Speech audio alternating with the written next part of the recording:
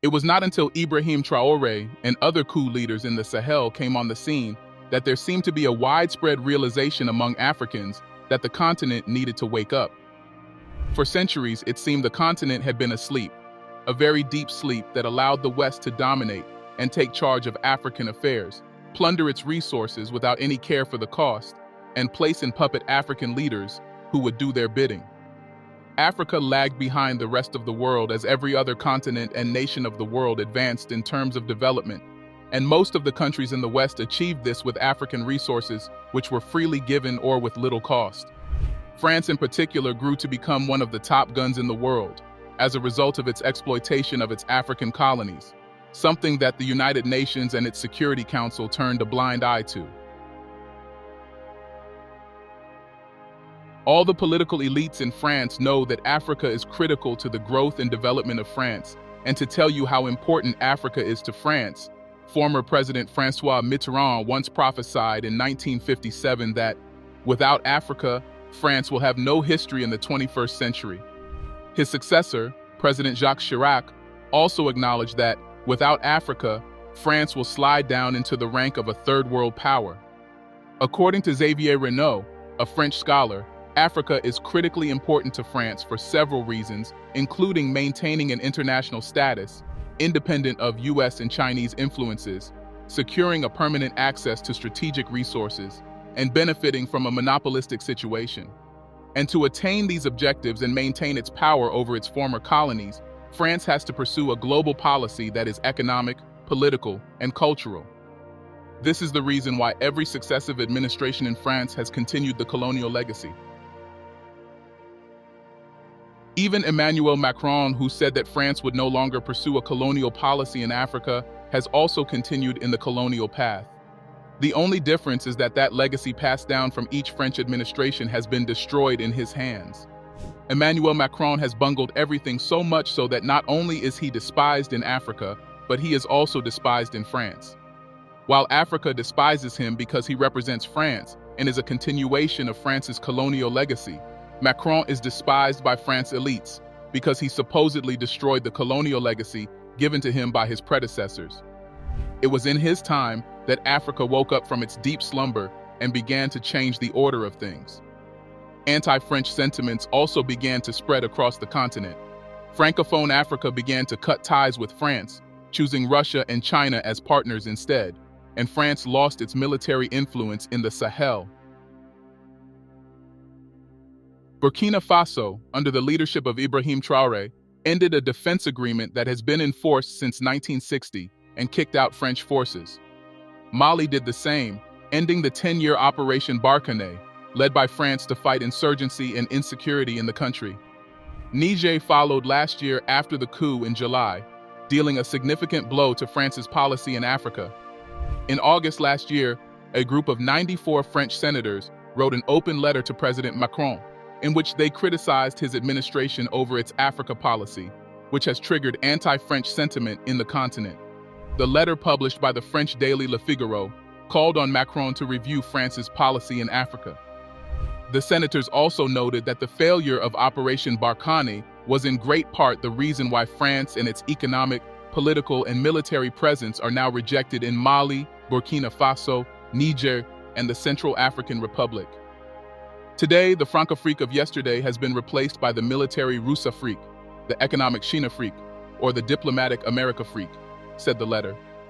Isn't it time to review our vision of Africa and its link with France? The letter asked.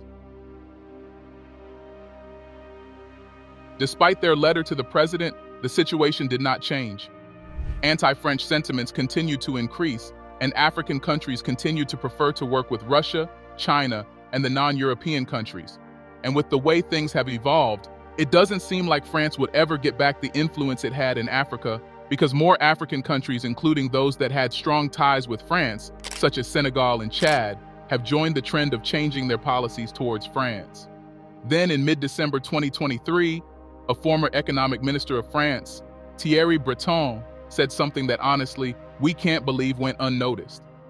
This man posted it on his Twitter page and nobody, not even African media houses, took note of it until now. What he said is something that every African, including African leaders, needs to think about deeply so they can chart the way forward. So what did Breton Thierry say? He said, "It's the imbecility of Emmanuel Macron that opened the eyes of Africans. One thing is sure, if France loses its colonies, our children and grandchildren will go to Africa to search for their livelihoods. Immigration will change direction. Macron needs to go. If not, France will suffer. Europe needs to unite to fight this new African vision. If one of the heads of the putschists falls, the others will abandon the vision. Africa does not have history, so Africa can't manage the world." Wow. Did you listen to that? With how fast information files in the age, it's truly baffling how this post went unnoticed until now. Let's analyze this statement. First, he said that it was the imbecility of President Macron that opened the eyes of Africans. Was it truly? First of all, the change in African geopolitics that began with the coup in the Sahel has become so obvious that French elites like Thierry know it. And that is why he said that the eyes of Africans have been opened. However, his statement meant that Africa has been asleep for a long time, and that is why France has been able to maintain its hold on the continent since colonial times. It also means that there have been deliberate actions by France to make the continent remain asleep by setting up puppet leaders, sending aid, and ensuring that Africa is continuously dependent on France in every aspect, including trade and defense. However, we would not agree with him saying that it was Macron's actions that opened the eyes of Africans. Rather, the insecurity and underdevelopment that Africans have suffered for so long, coupled with the coups which brought a change of leaders, is what opened the eyes of Africans and roused them from their slumber. The next thing Thierry said was that if France lost its colonies, the next generation of French citizens would go to Africa to search for their livelihood, and immigration would change direction. So, instead of Africans scrambling to go through dangerous routes to get to Europe in search of better opportunities, it would be French citizens coming to Africa. But to do what? Do you think he meant that French citizens would be forced to come to the shores of Africa, begging to settle down in search of good opportunities? No, that's not what he meant. This would be too low for the French superior mind. What Thierry actually means is that the next generation of French citizens would be forced to start a second wave of violent colonial occupation of Africa, where they would have free access to all the resources, both human and minerals, that Africa has to offer. Shocking, right? But it shouldn't be. France has always seen Africa as its backyard filled with all kinds of treasures that it can always access anytime it wants. Just because colonialism ended decades ago doesn't mean that it cannot start again in our time. Thierry is not the only one who has openly spoken about the recolonialism of Africa. Many French elites, such as former Chief of Defense Staff, General Lecointre, and US elites have advocated in recent times for the reconquest of the African continent. The reason why they can have so much confidence in saying this without fear of the backlash from so-called human rights advocates is that they believe that if it truly happens, there is nothing anybody, including the United Nations, can do about it. And they also believe that Africans cannot do anything about it either. After all, the African continent is just a continent filled with third world countries and unpatriotic leaders. This is why Thierry adds that Europe, not just France, needs to fight what he calls this new African vision.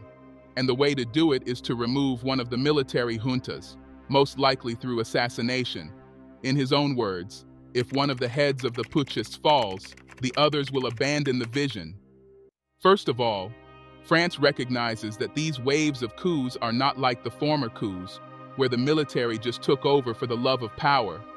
They know that these coups are the beginning of a revolution. But it is so sad that there are still some people, even among African leaders, who regard these coups as nothing more than an attack on democracy.